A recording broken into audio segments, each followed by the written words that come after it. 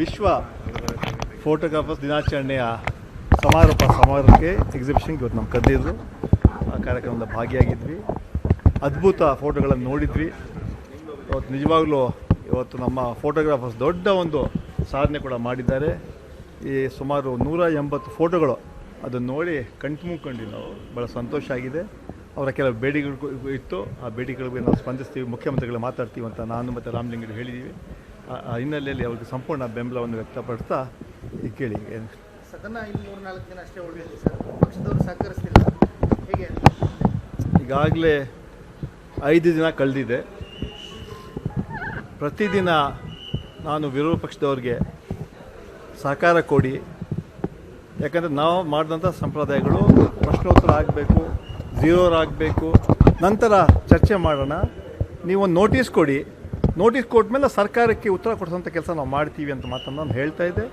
ಅದೇ ರೀತಿ ಮುಖ್ಯಮಂತ್ರಿಗಳು ಕೂಡ ಬಂದು ನೀವು ನೋಟಿಸ್ ಕೊಡಿ, ನಾವು 2 ದಿವಸ ಚರ್ಚೆ ಮಾಡೋಣ, ಯಾವ ವಿಚಾರ ಬೇಕಾದ್ರೆ ತೆಗೀರಿ, ನೀವು ನಾಗೇಂದ್ರ ಅವ್ರ ಬಗ್ಗೆ ನಾವು ಹೇಳಿಕೆ ಕೊಡ್ತೀವಿ, ನಮ್ಗೆ ಅವಕಾಶ ಮಾಡಿಕೊಡಿ ಅಂತ ಕೇಳಿದ್ರು ಕೂಡ ಮೊಂಡವಾದವನ್ನು ವಿರೋಧ ಪಕ್ಷದವರು ಪದಿಸ್ತಿದ್ದಾರೆ. ನಾನು ಕಳೆದ 5 ದಿನಗಳಲ್ಲಿ ಪರಿಪರಿಯಾಗಿ ಬೇಡಿಕೊಂಡೆ, ಈ ಸದನ ಇದೆಲ್ಲ ಹಿರಿಯರ ಸದನ, ಲಕ್ಷಾಂತರ ರೂಪಾಯಿ ಖರ್ಚು ಮಾಡ್ತೀವಿ ಸದನಕ್ಕೆ ನಾವು, ಪ್ರತಿದಿನ ಜನ ನೋಡ್ತಾ ಇದ್ದಾರೆ. ನನಗೆ ಸಾಕಷ್ಟು ಸಾಹಿತಿಗಳು ಕೂಡ ಫೋನ್ ಮಾಡಿ, ಚಿಂತಕರು ಕೂಡ ಫೋನ್ ಮಾಡಿ ಹೇಳ್ತಾ ಇದ್ರು, ನೀವು ನಮ್ಮ ಸಂದೇಶ ಕೊಡಿ, ವಿರೋಧ ಪಕ್ಷದವ್ರು ಚರ್ಚೆ ಮಾಡಿ ಅದಕ್ಕೆ ಏನು ಸೂಕ್ತ ಉತ್ತರ ಸಿಕ್ಕಿದ ನಂತರ ಏನಾದರೂ ಪ್ರತಿಭಟನೆ ಮಾಡಬೇಕಂತ ಮಾಡಲಿ ಅಂತ ಹೇಳ್ತಾ ಮಾತು ಕೂಡ ಹೇಳ್ತಾಯಿದ್ರು. ಆದರೂ ಕೂಡ ಒಂದೇ ಒಂದು ಹಠ ಹಿಡ್ಕೊಂಡು ನಾವು ಸದನ ನಡೆಯೋಕ್ಕೆ ಬಿಡೋದಿಲ್ಲ, ಆ ಮಂತ್ರಿಯವರು ರಾಜೀನಾಮೆ ಕೊಡೋರಿಗೆ ಬಿಡೋದಿಲ್ಲ ಅಂತ ಒಂದು ಹಠವನ್ನು ಸಾಧಿಸ್ತಾ ಇದ್ದಾರೆ. ಆದರೂ ಕೂಡ ನಾನು ನಿನ್ನೆ ಕೂಡ ನಮ್ಮ ಬಿಸ್ನೆಸ್ ಅಡ್ವೈಸರಿ ಕಮಿಟಿಯಲ್ಲಿ ಕೂಡ ನಾವು ಮನವಿ ಮಾಡಿಕೊಂಡ್ವಿ. ಪಾರ್ಲಿಮೆಂಟರಿ ಅಫೇರ್ಸ್ ಮಿನಿಸ್ಟರ್ ಕೃಷ್ಣ ಬೈರೇಗೌಡರು ಸರ್ಕಾರ ಪರವಾಗಿ ಕೂಡ ಮತ್ತೆ ಮನವಿ ಕೂಡ ಮಾಡಿಕೊಂಡು ಸದನವನ್ನು ನಡೆಯೋಕ್ಕೆ ಅವಕಾಶ ಮಾಡಿಕೊಡಿ ಅಂತ ಹೇಳಿದ್ರು ಕೂಡ ಅದನ್ನು ಅವರು ಒಪ್ತಾ ಇಲ್ಲ. ನಾನು ಹೇಳಿದೆ, ಯಾವುದೇ ವಿಚಾರ ಚರ್ಚೆ ಮಾಡಿ ಅದಕ್ಕೆ ಅವಕಾಶ ನಾನು ಮಾಡಿಕೊಡ್ತೀನಿ, ಮತ್ತು ಸರ್ಕಾರದ ಉತ್ತರ ಕೂಡ ಕೊಡ್ತೀನಿ ಹೇಳೋದು ನಮ್ಮ ಮಾತನ್ನು ಹೇಳಿದೆ. ಇದು 5ನೇ ದಿನ ಆಯಿತು. ಬಹುಶಃ ಸೋಮವಾರ ಬೆಳಿಗ್ಗೆ ನಮ್ಮ ಈ ಆಪೋಸಿಷನ್ ಲೀಡರ್ಸ್ ಒಂದು ಸಭೆ ಕೂಡ ಕರೆದಿದ್ದೀನಿ ನಾನು.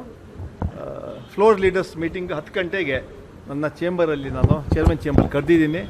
ಅವತ್ತು ಪಾರ್ಲಿಮೆಂಟರಿ ಅಫೇರ್ಸ್ ಮಿನಿಸ್ಟ್ರು ಕೂಡ ಬರ್ತಾರೆ, ಮತ್ತು ವಿರೋಧ ಪಕ್ಷ ನಾಯಕರು, ಸಚೇತಕರು, ಮತ್ತು ಸನ್ಮಾನ್ಯ ಭೋಜೇಗೌಡರು ಅವರೆಲ್ಲ ಕರೆದು ಮತ್ತೊಂದು ಸಲ ಮನವಿ ಮಾಡ್ತೀನಿ. ಇನ್ನು 3 ದಿನ ಏನು ಸದನ ಇದೆ ಅದು ನಾವು ಅರ್ಥಪೂರ್ಣವಾಗಿ ನಡೆಸೋಣ ಅಂತ ಹೇಳೋಂಥ ಆ ಮಾತು ಕೂಡ ನಾಳೆ ಮನವಿ ಕೂಡ ನಾನು ಕೂಡ ಮಾಡ್ತೀನಿ ಅಂತ ಮಾತನ್ನು ಹೇಳ್ತಾ ಅಲ್ಲ, ಈಗಾಗಲೇ ನಾನು ಹೇಳಿದೆ, ಯಾವ ಕಾರಣಕ್ಕೂ ಸದನ ಕಲಾಪಗಳನ್ನು ನಾನು ಮುಂದೆ ಹಾಕೋದಿಲ್ಲ. ನನ್ನ ಕರ್ತವ್ಯ ಚೇರ್ಮನ್ ಆಗಿ ನನ್ನ ಮೊದಲನೇ ಕರ್ತವ್ಯ ಪ್ರಶ್ನೋತ್ತರ, ಆಮೇಲೆ 0 ಓವರ್, ಕಾಲಿಂಗ್ ಅಟೆನ್ಷನ್ 330, ಇದರ ಮಹತ್ವವಾದ ಚರ್ಚೆ ಆಗಬೇಕು. ಅದಾದಮೇಲೆ ನಾನು ಚರ್ಚೆಗೆ ಅವಕಾಶ ಮಾಡಿಕೊಡ್ತೀನಿ ಹೇಳ್ತಾ ಪದೇ ಕೇಳ್ಕೊಂಡಿದ್ದೀನಿ. ಆದರೆ ನನಗೆ ವಿಶ್ವಾಸ ಇದೆ, ಇವತ್ತು ಕೂಡ ನಾನು ಆಶಾವಾದಿ. ನಾನು ಸೋಮವಾರ ನಮ್ಮ ಮನವಿಯನ್ನು ಒಪ್ತಾರೆ, ಈ ಚರ್ಚೆಗೆ ಅವಕಾಶ ಮಾಡಿಕೊಡ್ತಾರಂಥ ವಿಶ್ವಾಸವನ್ನು ವ್ಯಕ್ತಪಡಿಸ್ತಾರೆ. ಒಂದು ವೇಳೆ ಇದೇ ಕ್ರಮ ಮುಂದುವರಿಸಿದ್ರೆ ಏನಾದರೂ ಆಕ್ಷನ್ ಮಾಡ್ತೀರಿ ಸರ್? 2ನೇ ಬಾರಿಗೆ ನಾನು ಹೇಳ್ತಾ ಇದ್ದೀನಿ, ನಾನು ಆಶಾವಾದಿ. ನನಗೆ ವಿಶ್ವಾಸ ಇದೆ.